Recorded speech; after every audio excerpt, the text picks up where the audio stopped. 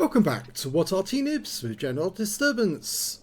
This is the Sturer Emil, or Stubborn Emil, is his real name. It's a tier 7 German tank destroyer. It's located on the north spawn of Fisherman's Bay, and this one is under the command of Wazwulf of REBRN. Now this is a particularly vulnerable tank destroyer, mainly because it's so slow, and it's also fairly slow to reload as well, depending on which gun you've got. That is the top gun, which is 128mm in caliber. It was a prototype gun that was actually fitted into this SPG, because technically it is an SPG, a self-propelled gun, even though it's a tank destroyer. It's got fairly vulnerable armour, so it's fairly weak and can easily be taken out by an enemy vehicle. What it does have though is really great gun depression, superb gun depression, 15 degrees, which is the second highest, well, in fact actually it's the highest, because the other one's got 15 degrees as well. It's the highest gun depression of any of the tank destroyers, which means he can sit behind a ridgeline, pop up, take a shot, pop back down again, and it's very difficult for the enemy to get any shots on target. But in this position here, he's got no ridgeline to hide behind, so he's out in the open, and that does make him vulnerable. Oh, look at that! Took out a super Hellcat with his first shot. Now another problem with this vehicle is you don't get a whole lot of ammunition. You only get 15 rounds. Very small amount of ammo, and he's got another kill. But you do have a big whopping gun that's capable of doing 490 alpha as the 128mm. If it was the 105mm, the stock gun, then it would only be capable of doing 300 horsepower. And in fact, actually, if it did have the stock gun, it looked very much like the Max. And the Sturer Emil, there was two of them. One was called Max and the other one was called Moritz. And they did actually go to Russia with the Maxes, and there is a Sturer Emil in the tank museum in where is it now? I've forgotten the name of the place. Kubinka. That's it. Yes, there is a Sturer Emil in Kubinka. It's the only one left in the world, because the other one was destroyed.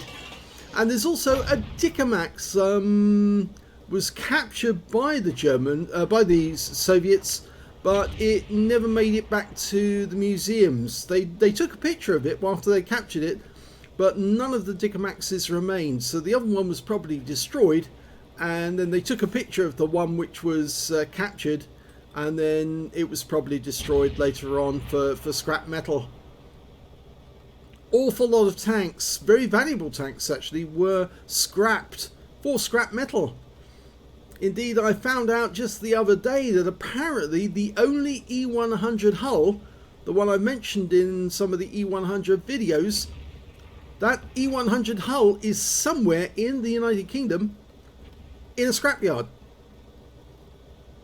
That's what we've been told. We know the location of it, somewhere in Portsmouth, but we don't know if they actually did scrap it and throw it away, or if it actually still is buried in the ground.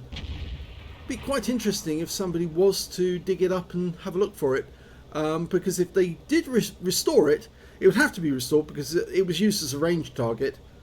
But if it was restored, that would be quite a find. Anyway, getting back to the Sturer Emil,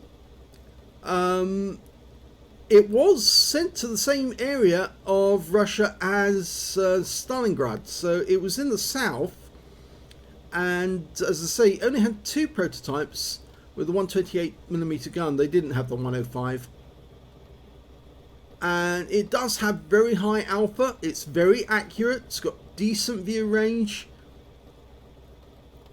and the shell can overmatch the armour of quite a few of the enemy vehicles. The bad things I already mentioned, it's got very poor armour, it's got a low ammo count, which means that it is vulnerable if you run short on ammo. It's also got a very long grind if you're trying to grind your way up from the bottom, But the thing is that the 105mm gun makes it play just like the Dicamax. So on the whole, it's not bad to play if you're used to the Dicamax.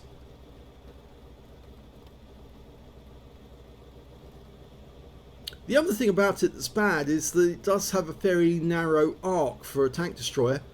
7 degrees on the right hand side, 5 degrees on the left, which means you've got 12 degrees overall. Now that's a very narrow arc, and it means that if the enemy moves outside your field of fire, you might have difficulty trying to take them down. But that, yeah, that box tank just made a horrendous error. And here's that long reload, you see. Very long reload. It's normally 19 seconds. I think it's 19 seconds for a reload. No, it's 13.23 seconds for the reload, and he's got 12.94. So I got it wrong there. So it's a long reload, and that can be a real problem. But you just basically got to treat it as maybe a Scorpion gun on a very, very slow carriage. And it's as accurate, or maybe slightly more accurate in many ways than the Scorpion. It's just it doesn't have ammo, it doesn't have the speed, so it really is quite vulnerable in many ways.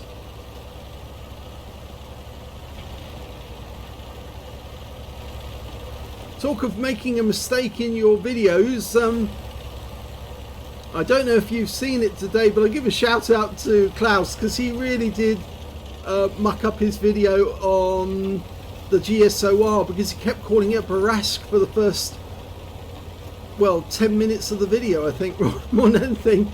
I mean, to be fair, the thing is that if you do muck up like that, it actually does make people comment more often on their videos to say that you mucked it up. And thankfully my viewers actually do help me out, because they do tell me when I get it wrong, and sometimes they're very helpful because they actually supply information which I didn't know, which actually does make the videos more interesting overall. So thanks to all my viewers who do correct me and let me know when I get it mucked up.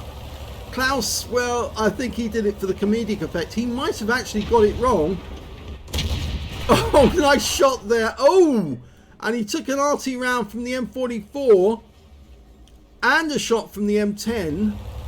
So he got stunned and he got hit. This is where the gun depression can really help, because if he uses that ridgeline, he might be able to get a shot in the M10 without the M10 being able to fire back. Arty round fires. Yep, at the spot where he was. So Klaus did get the name of the tank that he was viewing on his video wrong, and funnily enough, that tank is going to be in my sequence of on my channel, The General, because and a lot of the videos that Klaus is doing at the moment are Paul's Medal videos, and so yes, we're actually doing the same replays on each of our channels. But of course, I do it without any commentary, and Klaus does it with commentary.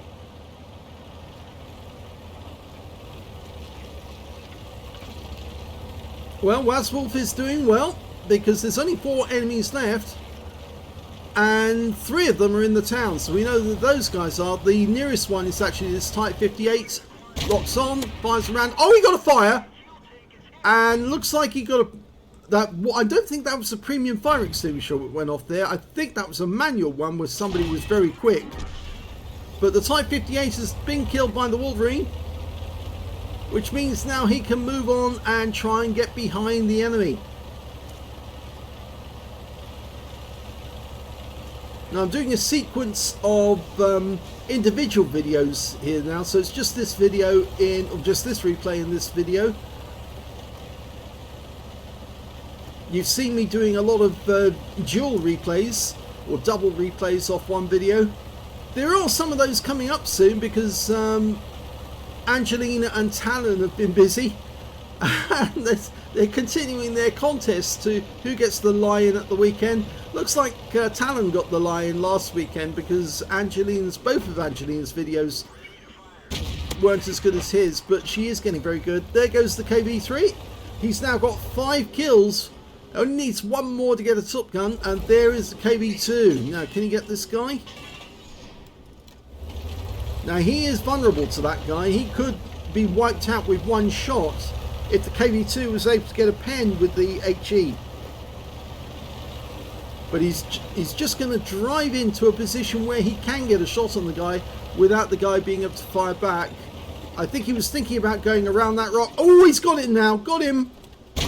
Yes! And that's a top gun. Well done, Wazwulf.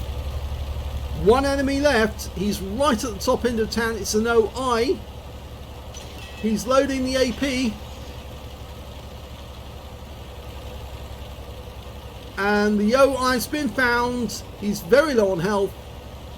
I'm not so sure Wazwulf's going to get there in time. Oh, and the kill shot comes in from the M44. So he's finished the game for us. But a nice game by Wazwulf in the Sturer Emil. Here's the end of battle stats, and that was an ace tanker game for Wazwulf of REBRN in the Sturer Emil. He managed to get a bruiser medal for getting at least 5 critical hits. He got 6. He got a fire for effect for doing more damage than hit points to his own vehicle. He got the high caliber because he dealt the most damage in that game overall, as well as a tanker sniper for doing the most damage at a distance of 300 meters or more. And there's a lot of conditions to go with a tanker sniper that you have to do is at least fire 8 shots, 85% accuracy, 80% of hits must cause damage. It's a lot of conditions that you have to get to tanker sniper. So it means that you are very good at shooting at long range. And Top Gun as well for getting at least 6 kills. Yes, at least 2/3 or 2/5 I should say of the enemy team. Let's have a look at the team score. Well, we can see he did get the highest damage in this game because he got 2,889 hit points. The next highest scorer was the KV3 on the enemy team with 1,810, followed by the Oni on his own team with 1,478. When it came to kills, he had the highest number with 6. 3 kills went to the M10 Wolverine. They could have platooned actually. If they had platooned, they both would have ended up with a Brothers in Arms. Sadly they didn't on this occasion, but sometimes you just can't platoon because somebody has clicked the button to say that they don't want to platoon with anyone for that matter. But yes, they could have platooned, and of course the Wolverine got half the score that Wazwulf did, and the next high score after that was the KV2 got 2 kills, the GW Panther, the KV3 and the KV2 on the enemy team. When it came to base XP, he's got that one as well, so he's got all 3 columns, and the top 1,266, sorry, get it right. 671 went to the M44, 600 went to the Oni. Wazwulf was the only player to get over 1,000 base in this game, but I think you can see from the way he played it, it was fairly aggressive, but he did wait until he had his moments on his long range shots, then he moved in to get the close range shots when he needed to. But he was getting good hits on the enemy. So let's have a look at detail. 9 shots fired, 9 direct hits and 8 penetrations. Every shot hit the target, but only 1 actually didn't pen. 2,886 hit points of damage, of which 1,153 were at more than 300 meters. I think the one shot he missed was actually the one on the GW Panther. I think it was GW Panther. Pretty sure he fired 1 shot and he didn't hit the target he intended to, or at least if he did hit it, he just didn't pen it. Anyway, 1 hit received from the enemy was a penetration. That was the M10. He also got splashed as well by the M44, and he was lucky that he did pull back when he did, or not lucky, but he was actually smart to pull back as quickly as he could to get into cover, because that M44 did fire a round in exactly the same spot that he fired at before. Had Wazwulf been there, he would have taken a lot of damage, because this thing's got very thin armor. The thickest armor on the Sturer Emil is only 50 millimeters. The vehicle's based on the VK3001H, so it's actually quite thin armor, and you have to take that into account when you play this thing, because it is very vulnerable. He spotted 4 enemy vehicles, damaged 8 of the enemy, killed 6, did 1,002 hit points of spotting assist in that game. 30,524 credits from the game, and after repair and ammunition resupply took away a profit of 36,203 credits. 1,266 XP times 2 for the first victory, took away 3,798 experience points altogether. So a very good game in the Sturer Emil. I found this as a fairly good tank destroyer. Most people dislike it because of the long time it takes to work your way up from the stock level. It's a long stock grind. But I actually did like it because of that gun. It's just so funny, the fact that you can do that much damage to the enemy. Although I do know that there are some people who prefer to play the Sturer Emil with the stock gun and then use it basically the same way as you would a Dicamax, because basically it is the same gun. And so if you are finding it difficult to get the damage on the top gun, even after you've unlocked it, you might as well just stay with the stock gun and play it just like a Dicamax would, and possibly even use the same crew from the Dicamax as well to grind it. Anyway, I hope you enjoyed that replay. If you did, please give this video a like, do subscribe to our channel, leave a little comment down below because it feeds the algorithm. My baby, you know she's not hurting you. She's just... Whoa. And please do let other people know that not only does What Arty Noobs exist, but we've got a second channel called The General, where you can watch great replays without any commentary whatsoever. Thanks for watching.